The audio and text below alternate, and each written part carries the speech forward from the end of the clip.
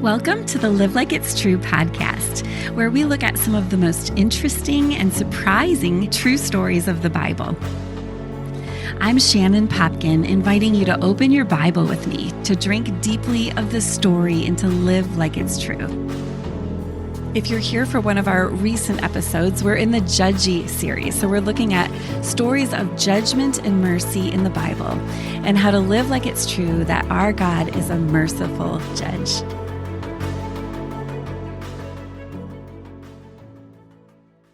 Well, last time we were talking with Bill and Pam Farrel about this trend of going no contact or having very little contact with your parents, with your children, your grandchildren. And so in this episode, we're going to go back and look at Pam's family of origin. And I think what it's going to do is give her some credibility here when she tells you that you can build bridges between these different generations. Now, I want to interject and say there are parts of Pam's story that are difficult to hear. They're maybe a little more graphic than you're going to want your young children to be exposed to. So you may want to occupy them as you listen. If you don't know Bill and Pam, let me tell you a little bit about them. They have together written over 60 books.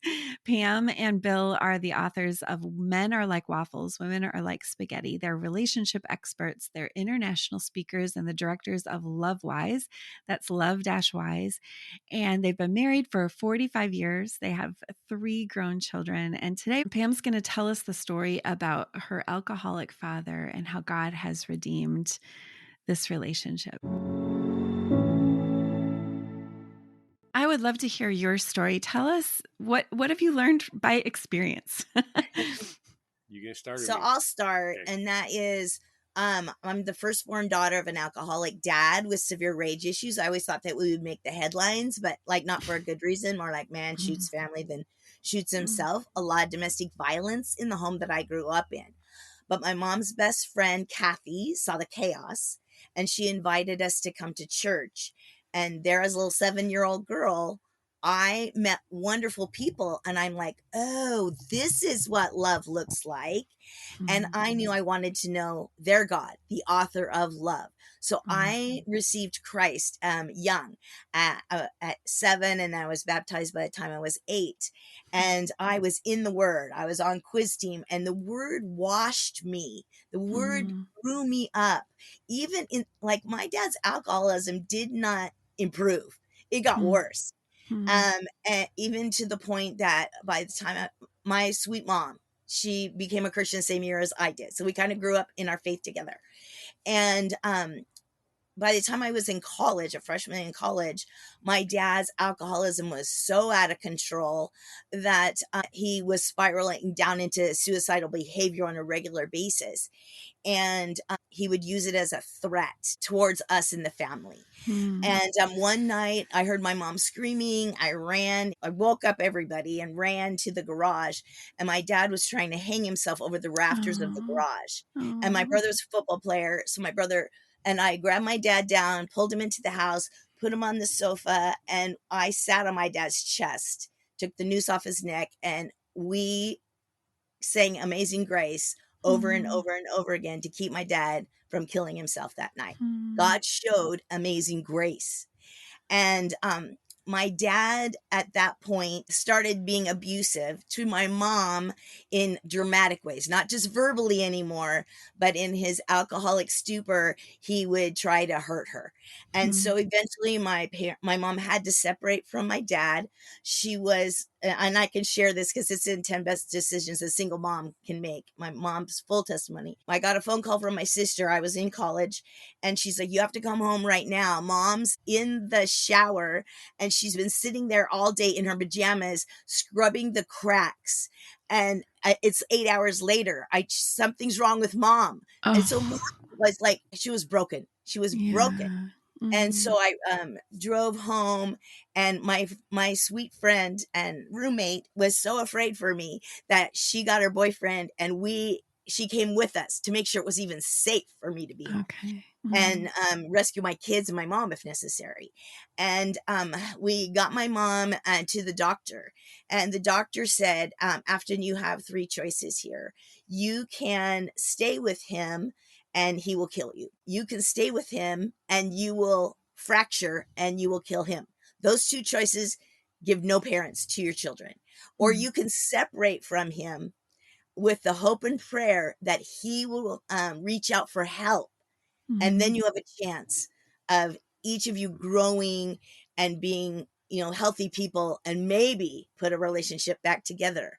And so that's what my mom did. She separated with hope that my dad would get help for his alcoholism. He didn't. He just remarried somebody else and repeated the same bad pattern.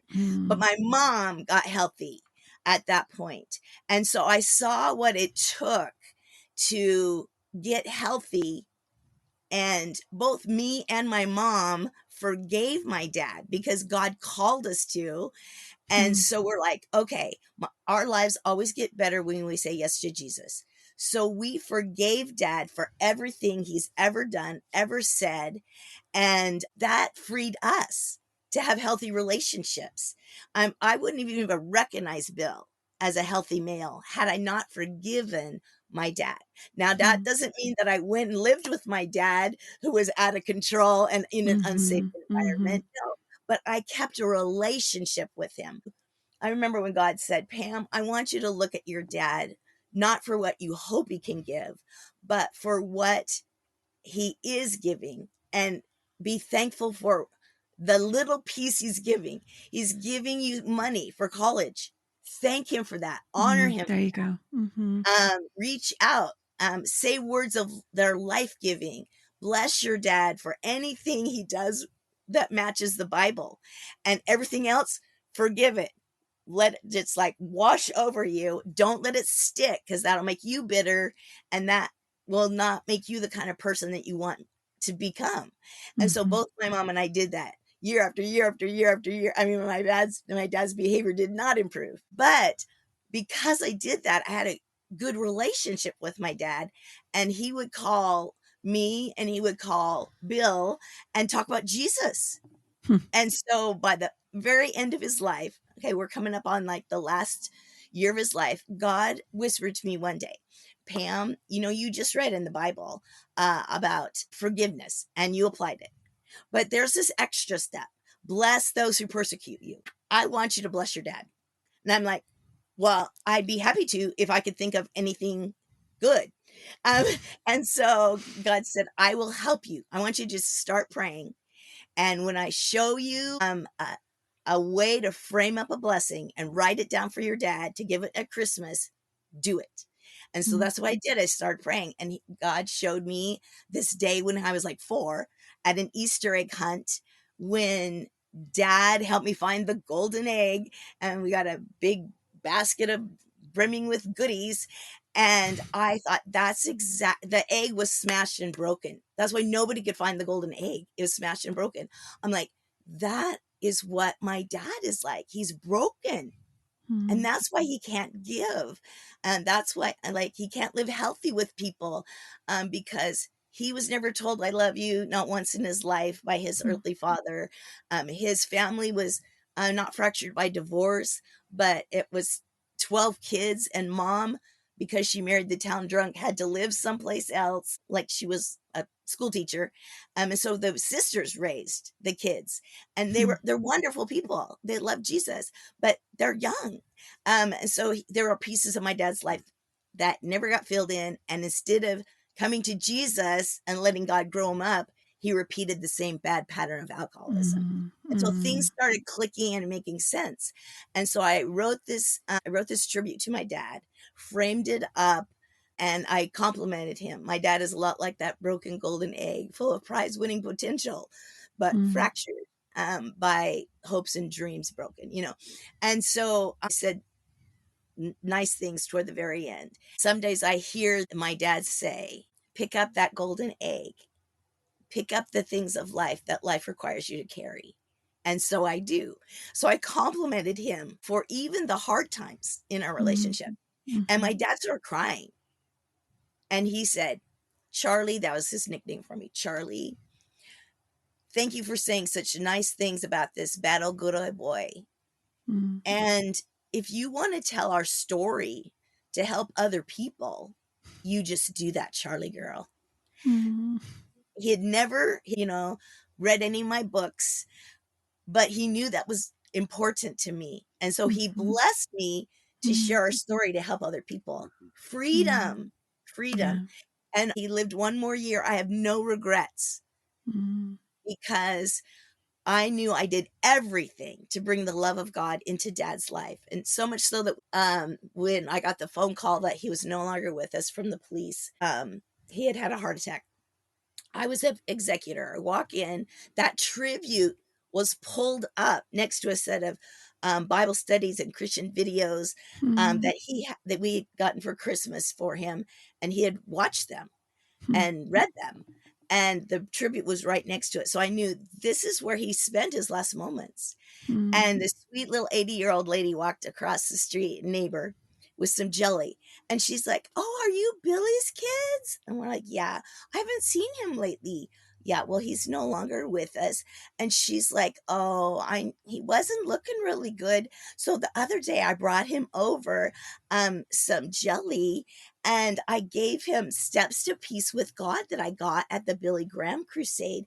And I told him that Jesus could mend his broken heart." Mm. And that Steps to Peace with God was open on top of the tribute, open to the prayer. Wow. I'm Oh like, my goodness. hallelujah, miracle, glory. Yes. Oh, that's amazing.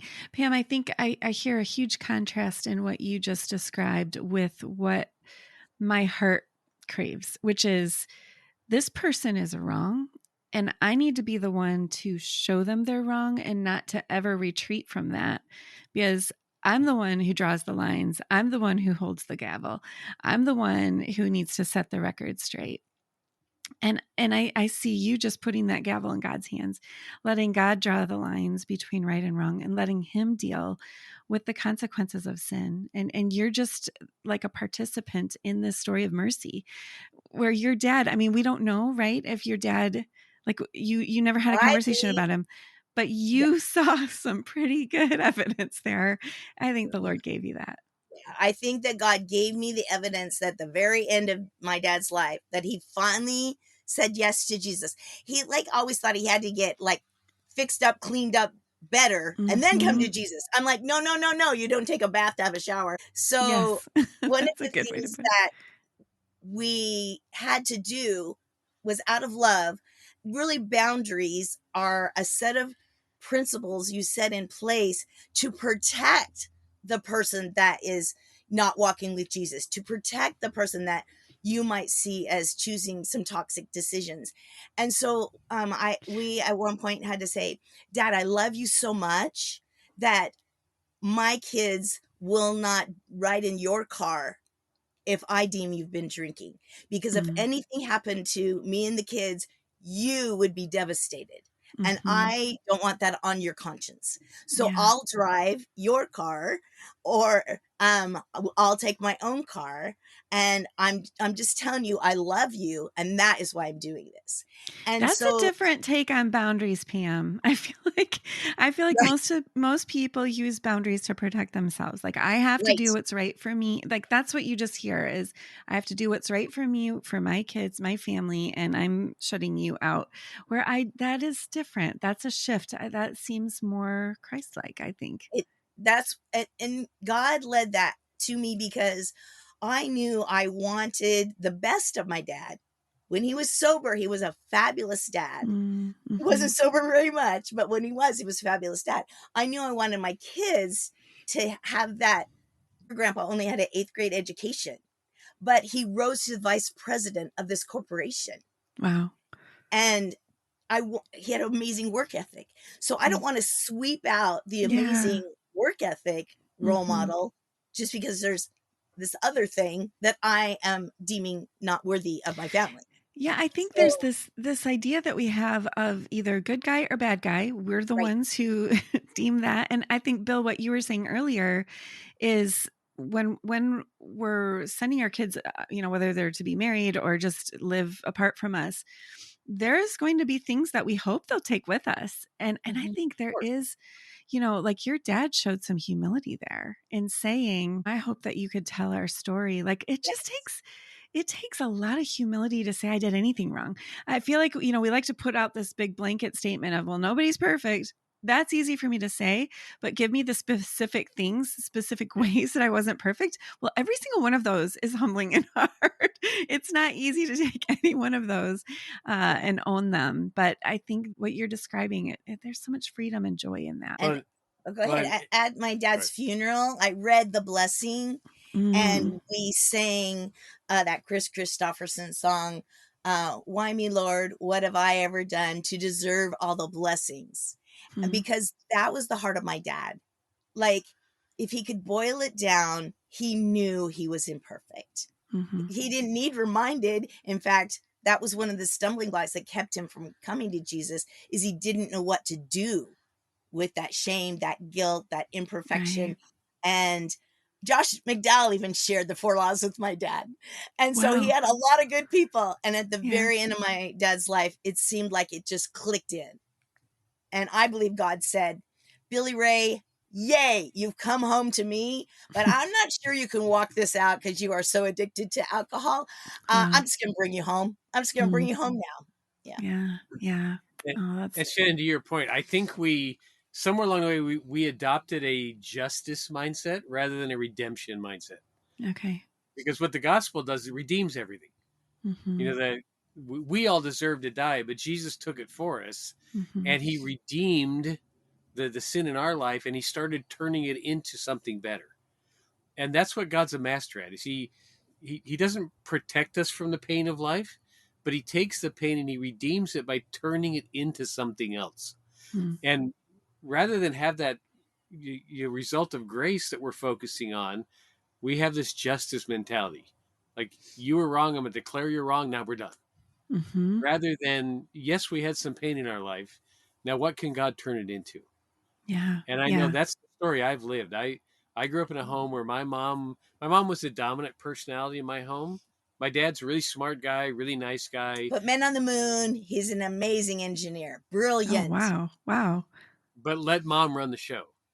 And my mom grew up in a highly dysfunctional home. So she's Like, really, she struggles with mental illness. Yeah. Okay. right. And I didn't know this story about my grandma till I was much later. But my grandma she was an out of control alcoholic who would bring men home from the bar with three teenage daughters in the house. The teenage daughters would get attention. They're beautiful. My grandmother Mm. would get jealous of her daughters and try to physically hurt them. Run to the house Oh. like with a knife trying to kill her own daughters. I Oh mean, my that is toxic. Yes. goodness. Yeah. So my mom's reaction to that is she tried to be like strong and outgoing early on in life, but then it just turned into controlling behavior and a lot of fear. Mm. So the home I grew up in was run by fear. My mom tried to control absolutely everything in her life, and none of us were allowed to make decisions because she had to make all of them. Can you give me an And example? my mom decided that we were not going to have any family friends. She tried early on, but Mm. then decided people were not reliable. Mm. So we're only going to do things as our family. 5 people. Okay. So Wow. yes, mom, dad, three kids. We did everything together. We would we would do holidays together. Nobody else was allowed to be apart. Mm. And then early on, my mom took us to church a little bit, but then decided crowds of people were not trustworthy. So Wow. then she isolated us from church. Couldn't go to Mm. church. And then for a Mm. while, my mom and dad they bought a cabin up in the mountains so that we could hide for the weekends. Like, it Wow. sounded good on paper, but she was afraid of the neighborhood. So Mm. we would run around to the mountains and we would hide out in the cabin in order to not be influenced by people. And Bill Wow. came to Christ during this time. It's a pretty amazing story of 16.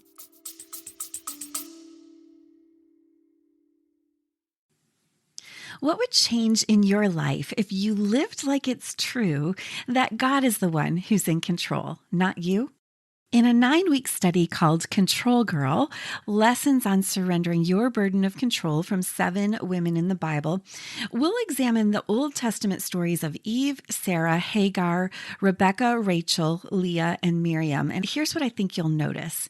All of these women were trying to white knuckle their way to a happy ending just like we do. But as you examine their stories, here's what I think will bring you so much peace and perspective and security in your own life. You're going to see in 100 different ways that in their stories and in yours, God already is in control, which means that you don't have to be. If you're interested in using this study for your small group or your women's Bible study or just individually, I'd love for you to check out the Leader's Guide, free bonuses, and other things we have for you at controlgirl.com. Right. So I was the youngest in my family. So my reaction to all the chaos that was going on is I went numb. And when I got to Mhm. high school, I was looking for a place to hide, and sports became my place. I was okay enough in sports that I started basketball and football. So I just committed myself to sports and got the high school I can handle it attitude. Okay. Well, end of my sophomore year in high school, the movie The Exorcist came out, and I worked it out with a friend of ours to have his dad take us. So I went and saw the movie thinking I can handle it, but I had heard it was based on something true. So while I'm watching the movie, that thought started haunting me. Hmm. And I thought, okay, I know Hollywood's overdone all this, but if anything like that could happen to that girl on the screen, and I don't see any difference between her and me, what would Take me back to that movie. I haven't seen that movie, and maybe some of us You don't haven't. want to see that movie. Okay. Oh, it's scary, super scary. Sweet little girl played this girl who became she became possessed by possessed a by the demon? devil. Yeah. And it took 2 priests to deal with it and finally exorcise the demon out of her. But both of the priests that tried died in the process. Which is Oh. not So accurate, by the but end of the meeting, it's Satan 2 and Jesus nothing, yeah. because Hmm. the girl just went back to what she was. She didn't. There's no transformation. There was no relationship with Christ that got started. She just went back to where she was. And so I'm watching this movie, Very and scary movie. they dramatized it really well. I mean, they showed a lot of really dramatic effects of having a demon in your life. So I get home and I'm like, I don't know what to think of this, and we don't know anybody, and I've been trained not to trust anybody, Hmm. so I don't have anybody to talk to. Hmm. But my mom, because she grew up in Georgia, we had a Bible in the house, so I started reading the Bible, trying thinking maybe this is going to help, and I was so scared by all of it. I was getting up 5 and 6 times a night. And every Oh. time I would wake up, I would find the Bible again and read a little bit more. Hmm. And I actually slept with the Bible for a while because I thought maybe it was like a cross in vampire movies. Yeah. You know, if you're holding the Bible, they can't get to you. But after a month of doing that, I read 1 John 4:4 that said, "Greater is He who is in you than he who is in the world." Hmm. And the light went on. So my brother had prayed to receive Christ in that same period of time. So I went to his room and I said, "Do you know how to do this?" He said, "Yes." So I went back to my I room love and that. I just prayed. I go, "God, I know I'm a sinner. I know you died on the cross for my sins. And I've heard that if I ask you to come into my life, you will, you'll forgive me, and you'll start over in my life." And long story short, he came into my life, Hmm. and stuff started waking up in my life almost immediately. Like all that numbness that I had started to get Hmm. replaced with the like actually sensing life and learning. And my brother and I snuck out of the house the next Sunday to go to church because Oh. we wanted to figure out what all this meant. Yeah. And we were successful for 3 weeks. My mom banned us from going to church after that. Hmm. And then my brother and I started a Bible study at our high school campus because we were just desperate. We didn't, we heard at church you're supposed to study the Bible, so I guess we'll start one. So so Church planters. so Oh my goodness. we started a really simple Bible study. It was just us sharing what we'd learned that week. And it grew to be 60 high school students that met weekly. That's And it amazing. ignited something inside of me that was very exciting.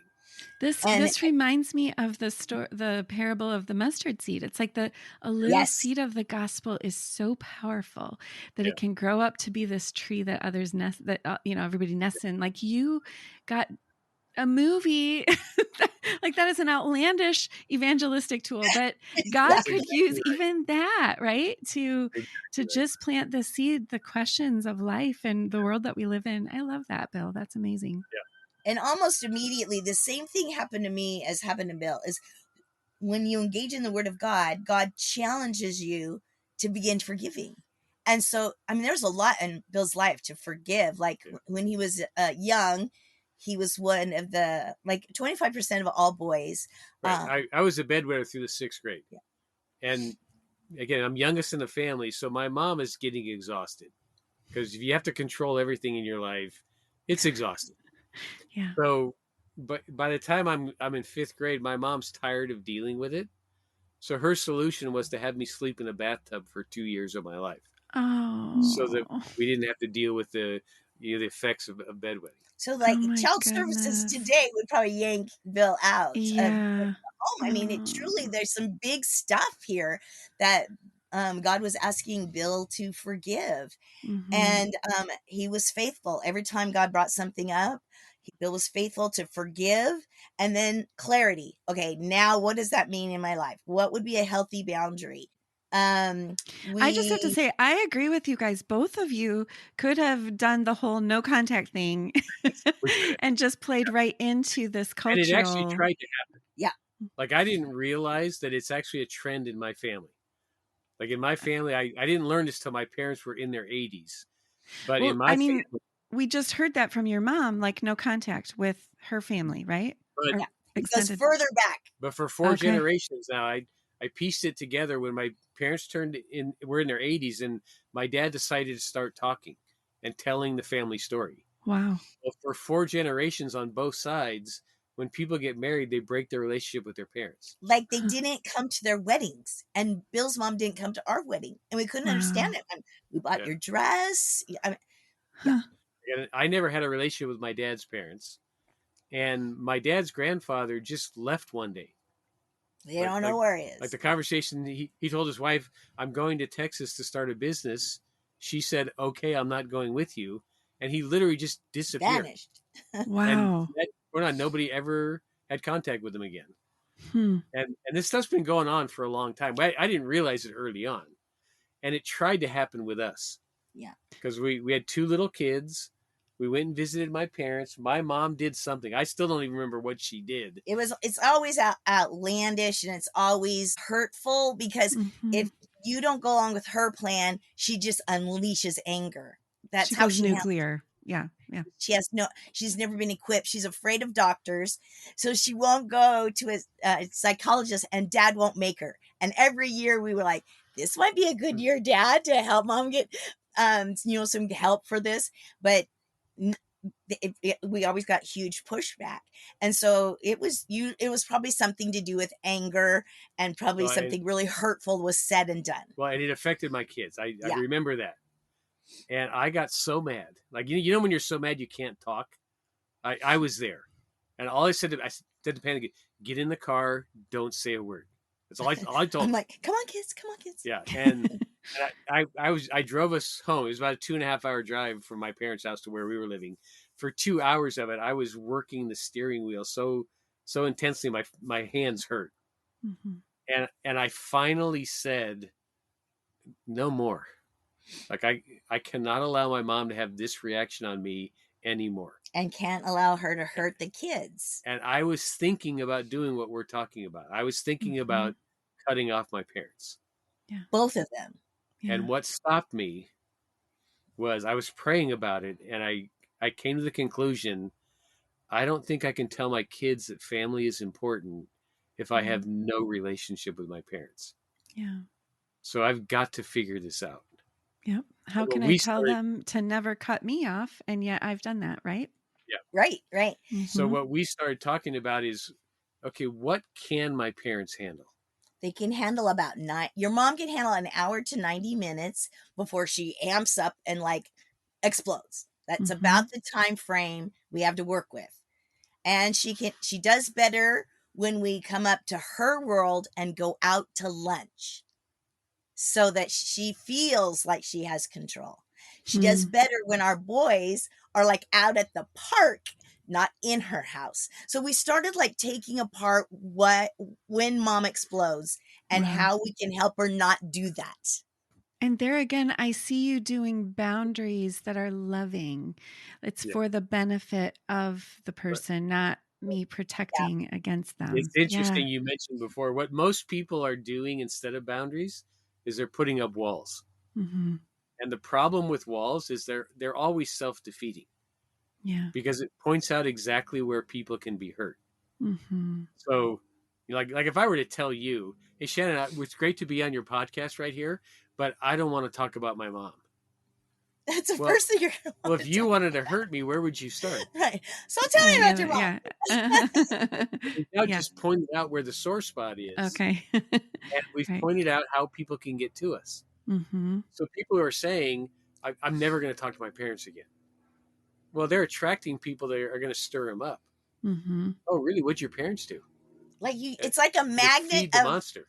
bringing Yeah. unhealthy people Yeah. in your life when you put up Well, walls. and then you validate that, like every other conversation you have Right. just reaffirms the narrative that you're constructing in your own head, right?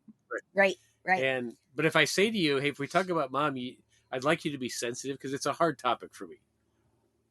Now you know, okay, well, if I'm cooperative here, we're going to have a good conversation. Okay. If you become uncooperative, I'm going to go. We're being too harsh here, and if Hmm. we're going to stay here, we need to change the subject Yeah. because now we can honestly talk about this, but not have it erupt. And other thing that God developed in our life was a little bit of a sense of humor, to help us navigate the unusual and sometimes outlandish experiences when we interacted with Bill's parents. So we wanted to maintain this relationship. Dad was very generous. Dad was brilliant. Like there's so much about dad. He wanted relationship because he didn't have family, Hmm. so there was a lot of pieces to build the bridge with, Hmm. especially from my on the dad side. And then on the mom side, we're like, she is so creative. She's like an artist. She like we started hearing about that she was a songwriter and even took some of her songs to Hollywood stars. So she had this determination side. Mhm. But one day it was just like years into our relationship, and we had like two little boys, or into our kids. Mom and dad wanted to go to Disneyland to celebrate their 35th wedding anniversary. And all of us siblings are like, Disneyland, she hates people. That's kind of okay. Like she wants to go to Disneyland. So we head to Disneyland. We'd been on one ride. And we came out, we're standing in front of the castle, and she starts screaming, like melting down, like, get those kids away from me. I'm not the Oh babysitter. no. Like, we would never leave our kids with her. We set people up for success, not failure. And so she's screaming so loud, other people are taking their children and running away. I mean, it Oh is a dear. meltdown, loud. And so the two daughter-in-laws grab the little kids, and we're running in the other direction. All three siblings are running towards mom and dad. Dad is disabled. He's had a stroke, and so he's kind of hobbling. And they catch up to dad. They're like, how about we meet you like at Main Street for lunch, Pirates of the Caribbean for dinner, but they didn't show up at neither of those places, and this is before cell phones. And Hmm. so we were supposed to spend the night with them, but we're like, yeah, that's not safe. So we were headed back to Bakersfield, about 3 hours away, and Bill was calling on the phone like every 30 minutes. We are stopping to make sure they're okay, especially dad. Is he okay? Hmm. And Yeah. no answer. The next day, we go to church. Bill starts calling again to make sure that everybody's okay. Finally, he gets dad on the phone. Your mom wants to talk to you. So I get on the phone with my mom, and she says, "Well, yesterday at Disneyland, I got a hold of some bad coffee, and it just ruined the day, and We so had to leave. so we had to leave because of the bad coffee." So Okay. from that So point on, she's you can have a meltdown in our family. Like, oh, it's just the Yeah, coffee. had some bad coffee.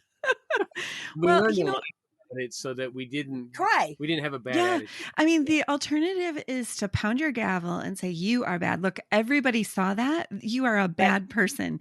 And we cannot deal with this anymore. It's like there's one option, which is filled with like a little pride, hubris, superiority, contempt, perhaps.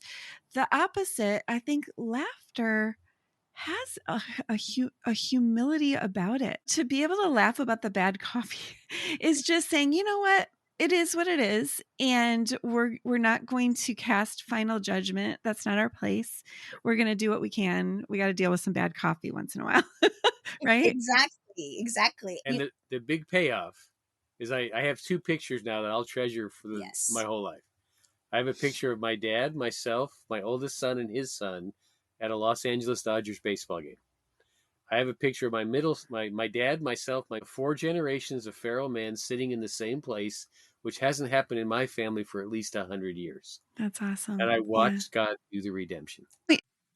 Well, I'm going to cut in one more time and invite you back to part 3 of this conversation with Bill and Pam Farrel, where we're going to talk about what happened when they chose these cancel-free boundaries to love their toxic family members. So I know you're going to want to hear the rest of the story as we explore what does it look like as believers to respond to this cultural idea of going no contact, of instead of boundaries, putting up walls between generations. And what does Jesus call us to? Is there somebody who might really need to hear this conversation? Would you consider passing along this episode? It's our goal here at Live Like It's True to invite people to open God's word and to drink in the true story, which is a story of redemption, and then to go live like it's true. I'd love for you to also check out the resources that Bill and Pam have available for you. They have the book Men Are Like Waffles, Women Are Like Spaghetti. That's only one, though, of a number of books that they've written on the topics of faith, family, relationships, and how to do those at the corner of they call wisdom and love, which is exactly what we've heard today. So go check out their resources at love-wise.com.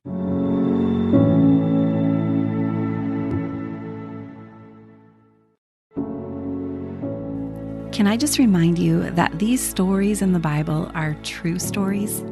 They're absolutely true. God could have given us a list of facts about himself, but instead he gave us a book filled with stories.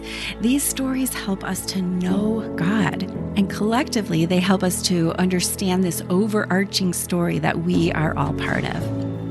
So I hope this episode will inspire you to study this story for yourself straight from the Bible.